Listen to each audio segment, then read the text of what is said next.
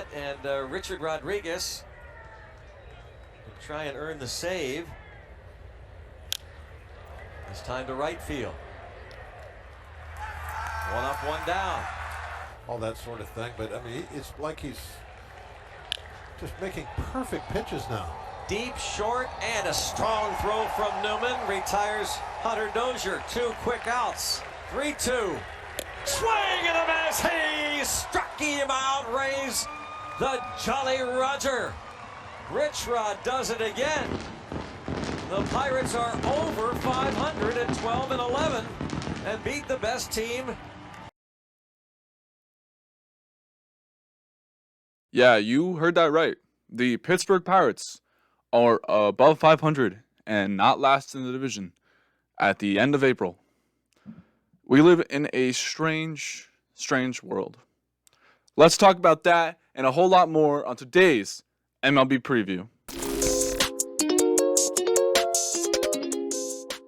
What is going on, everybody? I hope you're enjoying your day. As you can see, I'm in a different kind of setup today. It's just a temporary setup in my parents' basement for a couple days before I move back into my college dorm, and the setup looks a little bit more like you're used to, so just kind of ignore my background for now. But I still wanted to get out a MLB preview for you guys today, so let's go over all of the matchups today. Now, the most struggling team in baseball, the Minnesota Twins, come in at 7-15. They've been so bad. They face the 500, 11-11 Cleveland Indians. But J-Happ has been really good for the Twins. He's on the mound for them, 1-0, 1.69 ERA. Faces a struggling Logan Allen, 1-3, 6.28 ERA. Maybe J-Happ can be the stopper for this Twins team, get them back in that win column, and they can figure some things out. Not looking too good right now for them, though. At 10-13, the Miami Marlins face the 14-9 first place in the NL Central Milwaukee Brewers. Sandy Alcantara looks to continue to pitch well, but pick up his first win of the season. He faces off against, to be determined at the time I'm recording this, Milwaukee has not announced their starter yet, so I'm not sure who's going to be on the bump. Milwaukee has played really well this year, and they face a struggling Marlins team, so we'll see who can come out on top in this one. At 4:10, the 11-12, very much struggling Cincinnati Reds face the 15-9, very much not struggling Los Angeles Dodgers. Sonny Gray makes his second start of the season. Hasn't looked great so far this year, 0-1, 7.88 ERA. The Reds desperately need him and Luis Castillo to figure it out if they can get back on track. He faces Kershaw in this one, 3-2, 2.56 ERA. Kershaw doesn't quite look like vintage Kershaw, but he's been so good for this Dodgers team. And, the Dodgers are just going to roll through everyone for the whole season probably. So it'll be fun to watch maybe. I don't know. If you're a Dodgers fan, it will be. At 14-8, the Kansas City Royals did lose yesterday to the now above 500 Pittsburgh Pirates, as you saw in the intro. Mike Minor on the mound for the Royals has looked okay so far this year. 2-1, 4.64 ERA. He faces Mitch Keller, 1-2, 7.16 ERA. Look for Mitch Keller to get back on track, maybe figure some things out. The Royals are a good team, though, so maybe he doesn't, maybe he will, but the Pirates are definitely exceeding expectations, and so are the Royals. I don't think anyone expected the Royals to be near the top of that division at this moment in the season. At 15-9, the first place Boston Red Sox face the 9-9. It's crazy that the Red Sox have played 6 more games than the Mets, but the Mets have had a ton of their games canceled. Nick Pivetta on the mound for the Red Sox. He faces Jacob deGrom, the best pitcher on the planet. So we'll see if if the Mets can get enough run support for deGrom in this one. All signs point to the Mets winning the game, but we'll see how good Nick Pivetta pitches against a bad, struggling New York Mets offense. The 10-13 New York Yankees face the 10-13 Baltimore Orioles. Let's not talk about it. I know the Yankees are awful right now. Domingo Germán on the mound for these Yankees. New York Yankees fans' least favorite player on the team. He's 1-2 with a 6.23 ERA. He went down for a little bit. He comes back up. Yankees need some rotation depth. And Baltimore has not yet announced their starter, so he's facing off against everybody's favorite pitcher. To be determined, like I always say. Yankees need to win this game. They need to win the series if they want to feel like their season isn't totally lost at this point. Their fans would say it is.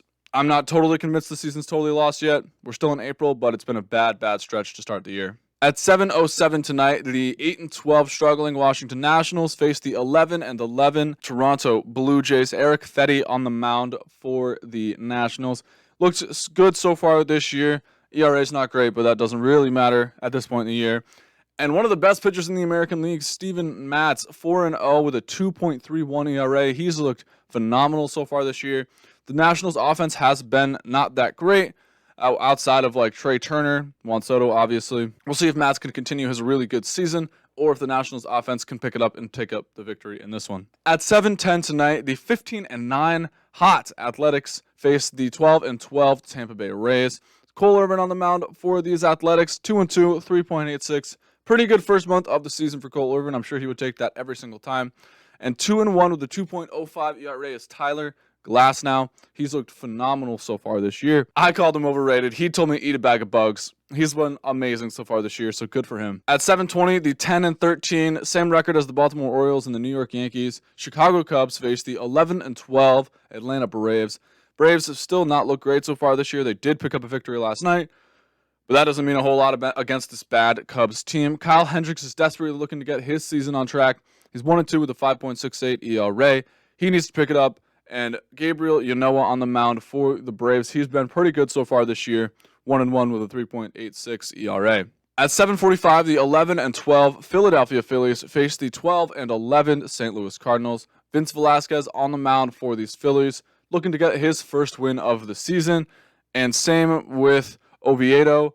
I have not heard of this guy before. If I'm being completely honest with you, I don't know a ton about him. Looks like he has already made his season debut, hasn't given up an earned run yet, so we'll see how he's able to pitch in this one. At 11-11, the Los Angeles Angels are struggling a tiny bit. They are back to 500, though. Alex Cobb on the mound for these Angels, 1-1, 6.28 ERA. He's facing Dane Dunning of the Rangers, who are 10-14. Dane Dunning has looked really good so far this year. I think both sides really won the trade with the Dane Dunning-Lance Lynn trade. I think that feels like a victory on both sides. He's been really good, and the Rangers weren't going to do anything with Lance Lynn this year. At 8:10 tonight, the 13-11 Seattle Mariners face the 12-11 Houston Astros. Justin Dunn has looked good so far this year. He's on the mound for the Mariners, and Zach Greinke on the mound for the Astros. 2-1, 2.76 ERA. Astros are looking to get back on track and fight the Mariners for that top spot in the American League West. We'll see who's able to come out on top in this one. At 8:10 tonight, the 8-16 Detroit Tigers face the 12-10 Chicago White Sox. The White Sox looking to get closer to the Royals at the top of that division. Casey Mize on the mound for the Tigers. Has looked decent this year. Had some duds, had some good starts. 1-2 with a 5.23 ERA. Please pitch well, Casey Mize. I've got you on my fantasy team. I desperately need this. And coming off of a no-hitter, Carlos Rodon. I don't think he's coming off of a no-hitter right now, but he still looked really good this year. 3-0, 0.47 ERA. Phenomenal start to the season for Carlos Rodon. Good for him. He's probably not going to throw a no-hitter against the Tigers, but looking to have another ace performance out there tonight. And at 13-12, the San Diego Padres face the 12-11 Arizona Diamondbacks. Ryan Weathers on the mound for the Padres. 1-0, 0.59 ERA for him. And he faces Zach Widener, 1-0 with a 2.82 ERA for him. Arizona Diamondbacks not playing that badly. Padres looking to get further above 500 in this one. And the last game of the night at 9:45, the 9-14 Colorado Rockies face the 15-9 doing phenomenal San Francisco Giants. German Marquez looking to get traded on the mound for the Rockies. 1-1, 3.45 ERA for him. He faces Alex Wood, who's had a phenomenal season so far, along with everyone else in that San Francisco Giants rotation. He's 2-0 with a .75 ERA. Good for him. Look for him to continue to pitch well in this one. All right, guys, my pitcher to watch in this one is going to be Steven Matz, because I think he's kind of going under the radar right now as one of the best pitchers in the American League. He doesn't have one of the lowest ERAs, but at 2.3, it's still phenomenal. He's 4-0. He leads the American League in wins, I believe. Look for him to continue to pitch well, because I think the Blue Jays are a serious threat if Matz can pitch well. They just need a couple other guys in that rotation to figure it out, but they have done really well this year. Vlad Guerrero Jr. hit 3 home runs yesterday. Not saying I called it, but I effing called it. Screw you guys. Kidding. But he's looked phenomenal. Matz, look for him to continue to pitch well. He's been really good this year. He's facing a struggling Nationals team. Look for him to continue his dominance so far this season in today's performance. And my hitter to watch in this one is going to be some guy named Vlad Jr. At the beginning of the offseason on the podcast, I said that Vlad Jr. was going to win MVP this year. Now, he might not actually win MVP because some guy named Mike Trout exists who's off to the best start of his career. But Vlad Jr. has looked phenomenal so far in this month of April. You guys thought I was insane when I said Vlad Jr. had MVP potential. A lot of people were giving him the bust label, and he told you guys to eat a bag of bugs. So good for him. Look for him to continue his performance so far this season in this one against Eric Fetty, not the best pitcher. He took Max Scherzer deep twice last night, and Eric Fetty is a much worse pitcher. So hopefully Vlad Jr. can continue his dominance in this one and get us that MLB The Show upgrade too. That's what we all really want. And then, of course, my team to watch in this one with Jacob deGrom on the mound is the New York Mets because they need a victory. They lost last night. Their best pitcher is on the mound. The best pitcher in the world is on the mound. Get him some run support. Win the game. Beat the Red Sox. All right, guys, that's going to do it for me today and today's MLB preview. I appreciate all of you watching. Again, make sure you hit that like button. Comment down below what you thought of the preview, some of my predictions, players to watch. Who should you watch in today's video? Let me know. Hit that sub button. We're very close to 200 subscribers. I appreciate all of you so much.